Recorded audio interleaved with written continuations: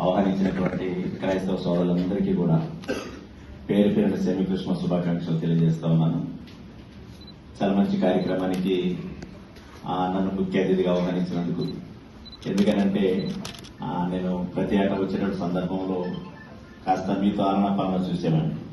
కనీసం నేను ప్రభుత్వ పనులు జరిగేటటువంటి కార్యక్రమానికి నేను ముఖ్య అతిథిగా రావడం, మీలో కాస్త ఒకంత మీ ఈ కార్యక్రమానికి నేను రావడం అనేది చాలా అదృష్టంగా భావిస్తా ఉన్నా. నెక్స్ట్ ఇయర్ ఉంటున్నానో తెలియదు, రేపటి ఉంటున్నా ఎవరో తెలియదు. అవును కదా, ఈ రోజు వరకే మనం, రేపటి మంది కాదు. మళ్ళీ నెక్స్ట్ వచ్చే మళ్ళీ క్రిస్మస్ ఉంటామనేది మనం చెప్పలేము, కానీ ఈ రోజే మనది అని నేను ఎప్పుడు భావిస్తాను. ఈ రోజు వరకు మనం ఎలా ఉన్నాం అన్నది మాత్రమే చూస్తాను, నేను రేపటికి అసలు చూడాలి.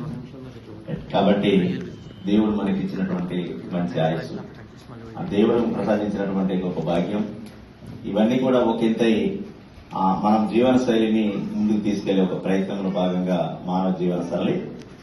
అదేవిధంగా ఈరోజు చెప్తా ఉన్నారు, ఈ కార్యక్రమానికి 32,000 రూపాయలు మీకు ఈ కార్యక్రమానికి ఇచ్చే విధంగా ప్రభుత్వం మీకు చేయనివ్వడం జరిగింది.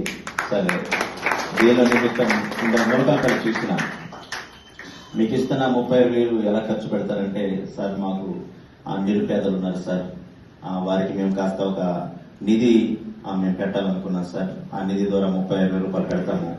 ఎవరైనా కనుక ఏదైనా అనారోగ్యం బారిన పడినప్పుడు కాస్త వాళ్ళకి 2,000, 3,000 ఏదో ఒకటి సంవత్సరంలో మీరు ప్రభుత్వం ఇచ్చే ప్రోత్సాహం మేము చేస్తామని చెప్పేసి వాళ్ళకి తీర్మానం చేయడం జరిగింది.